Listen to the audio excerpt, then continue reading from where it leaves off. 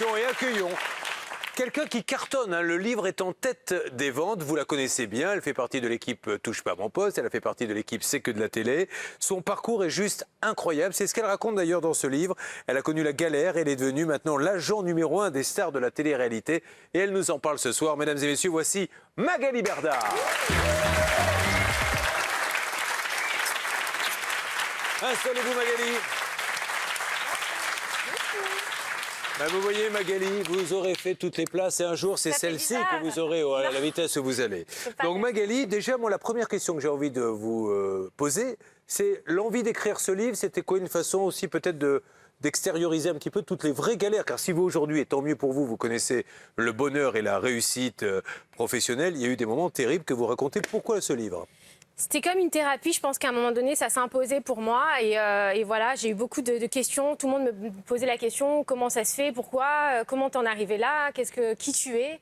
Et puis, comme je ne pouvais pas répondre parce que c'était tellement complexe à expliquer, à chaque fois, je disais, écoute, c'est trop compliqué. Et puis, du coup, je me suis dit, allez, on y va. On y va. Et alors, il y a un petit bonus, c'est qu'il y a une préface de Gilles Verdez. Ouais. C'est lui qui a préfacé. Hein.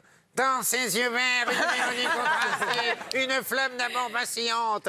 Bref, il vous aime bien, Gilles Verdez, et vous le rendez bien. Merci. Voici maintenant, vous connaissez Caroline Turbide qui vous pose une question. Oui, vous avez eu une vie compliquée, difficile parfois, on le voit dans le livre, et notamment une histoire d'enlèvement qui vous touche particulièrement et qui a peut-être fait aussi ce que vous êtes devenu aujourd'hui. Mais qu'est-ce qui s'est passé? Je sais que c'est dur pour vous d'en parler, mais c'est dans le livre et ça fait partie de votre vie. C'est aussi ce qui fait l'essence de ce livre. Qu'est-ce qui s'est passé? Qu'est-ce que c'est que cet enlèvement? C'est aussi douloureux que ça? Non, mais c'est pas grave. Ça va passer. Non, mais si vous voulez, on parle d'autre chose. Mais vous voyez, comme c'est dans le livre et que vous racontez effectivement cette galère, je ne pensais pas que ça provoquerait une telle réaction. Mais vous voulez qu'on n'en parle pas? C'était un peu compliqué. Ah bon? Mais est-ce que c'est détaillé au moins? Je n'ai pas eu l'occasion de lire le livre. Oui, ça va. Non, mais ça va. Oui, effectivement, des problèmes d'enfants avec les parents, etc. Et je me suis retrouvée bloquée chez mon père. Et puis la police qui débarque dans une école. Parce qu'il ne voulait pas vous laisser repartir chez votre mère. Il nous a inscrits dans une école et moi j'avais 8 ans. Donc effectivement, je me suis retrouvée un petit peu sortie de l'univers de mes grands-parents. Et voilà. Vous étiez élevée par vos grands-parents? J'étais élevée par mes grands-parents. Oui. Et votre père ne voulait pas que vous repartiez? Non, il ne voulait pas. Visiblement, il ne voulait pas. Et du coup, je savais. Enfin, moi, j'ai expliqué aux maîtresses d'école que j'étais pas chez moi, que c'était pas ma maison, c'était pas mon environnement. Et voilà.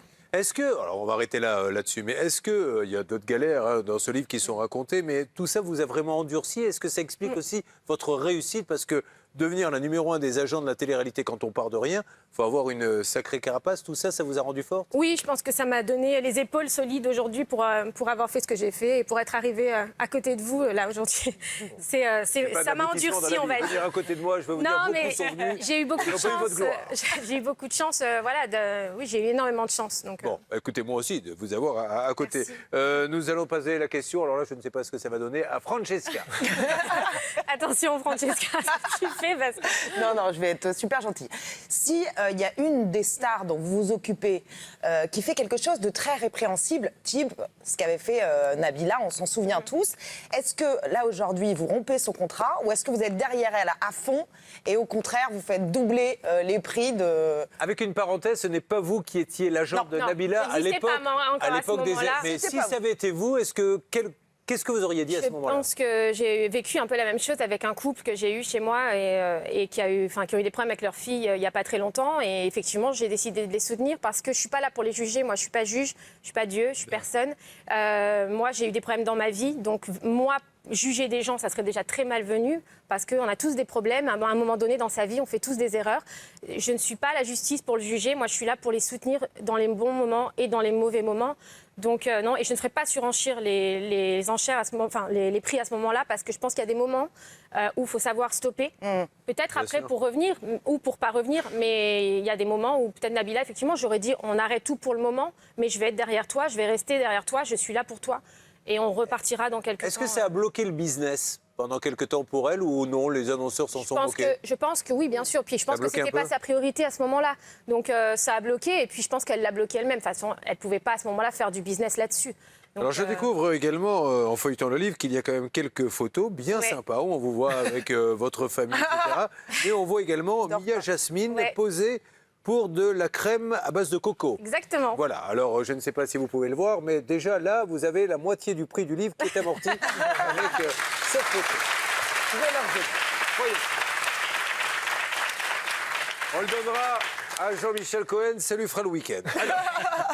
Non, en fait, on a du mal à imaginer que vous, qui connaissez bien le milieu des affaires maintenant, etc., vous ayez été escroqué. Dans quelles conditions vous avez été escroqué? Peut-être si je le connais bien aujourd'hui, c'est parce que j'ai vécu des choses avant. J'ai suivi la mauvaise personne. J'ai fait confiance à la mauvaise personne. Et je pense que ça arrive à tout le monde. J'étais jeune.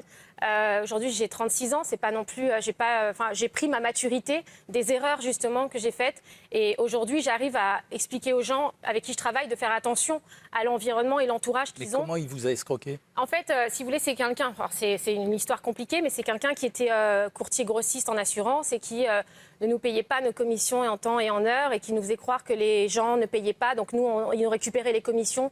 Parce que l'assurance, c'est un système où on est payé d'avance. Donc ils nous sans cesse retiraient l'argent des commissions. Enfin, voilà, il faut vraiment être spécialisé dans le milieu pour comprendre cette situation, mais je ne suis pas la seule. Aujourd'hui, cette personne, moi, je ne l'ai pas attaquée. C'est d'autres personnes après moi qui l'ont attaquée. Et moi, je suis partie, j'ai arrêté. Lui s'est retrouvé assigné par beaucoup de monde à qui il a fait la même chose que moi, qui n'ont pas accepté, en fait, et qui n'ont pas eu la jeunesse que j'avais et où je ne me suis pas défendue. En tout cas, il y a beaucoup de choses dans ce livre. Merci. Je vois mon nom, dites donc, page 136, je suis très fier. C'est normal. Parce que vous parlez de votre ça dépend. passage dans C'est que de la Oui, télé, c'était une belle voilà, expérience, etc. Bravo en tout cas pour merci, ce parcours. c'est On ne va pas tout dire, mais tout est dans ce livre, qui est déjà un carton. C'est incroyable parce que tout ce qu'elle touche, elle le transforme en or. C'est chez l'Archipen, Sean Evans, c'est le nom de la boîte, Ma vie en réalité. Magali Berda. Merci Magali. Merci beaucoup, bonne chance. Thibaut.